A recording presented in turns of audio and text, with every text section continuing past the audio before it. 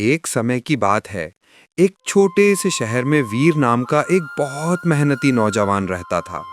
वीर का सबसे बड़ा सपना था कि वो देश की सेवा करेगा और एक आईपीएस अधिकारी बनेगा।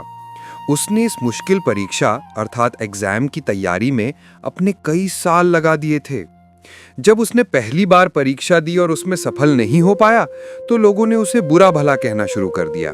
पड़ोसियों ने ताने मारे, इतनी पढ़ाई करने का क्या फायदा, वीर का आईपीएस बनना बस एक ख्वाब है, ये कभी सच नहीं होगा।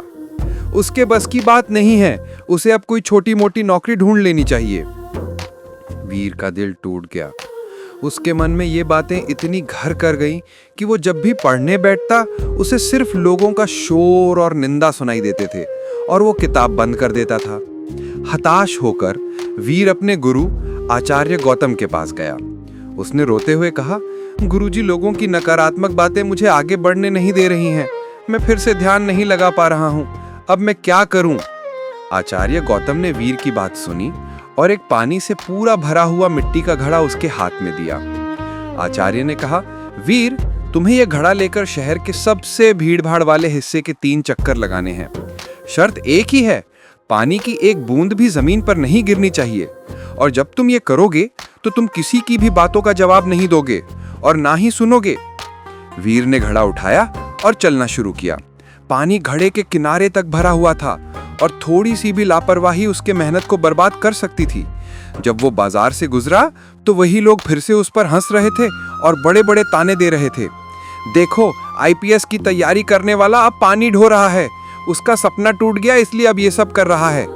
लेकिन वीर का पूरा ध्यान सिर्फ पानी के सरफेस को स्थिर रखने पर था। उसके कदम इतने सटीक थे कि उसके लिए भीड़ और लोगों का शोर बिल्कुल मायने नहीं रखता था। जब उसने 3 चक्कर पूरे किए तो वो आचार्य गौतम के पास वापस आया। एक बूंद भी पानी घड़े से नहीं गिरा था। आचार्य ने पूछा, वीर, जब तुम चल रहे थे तो क्या तुमने सुना कि लोग क्या कह रहे थे? वीर ने बड़े विश्वास से जवाब दिया, आचार्य, मैं घड़े को स्थिर रखने के अपने काम में इतना डूबा हुआ था कि मुझे बाहर की कोई आवाज सुनाई ही नहीं दी थी। अगर मैं उनकी बात सुनता तो मेरा ध्यान हट जाता और पानी गिर जाता। वो सब सिर्फ बेकार का शोर था। आचार्य गौतम ने वीर के कंधे पे हाथ रखा और कहा, यही वो सबक है मेरे बच्चे। तुम्हारा आईपीएस बनने का लक्ष्य तुम्हारा घड़ा है। जब तुम अपने लक्ष्य पर इतना गहरा ध्यान दोगे कि तुम्हारी सारी शक्ति उसी में लग जाए, तब लोगों की निंदा और आलोचना का शोर तुम तक नहीं पहुंचेगा। जिस दिन तुम अपने घड़े पर ध्यान केंद्रित करना सीख जाओगे, तुम्हारा आईपीएस बनना निश्चित है। उस दिन के बाद वीर ने अपने ध्यान की शक्ति को पहचाना। उसने लोगों की बातों को अनसुना कर दिया और अपने पढ़ाई में पूरा फोकस लगा दिया। और जल्द ही वीर ने यूपीएससी परीक्षा में सफलता हासिल की और एक सफल आईपीएस अधिकारी बनकर दिखाया।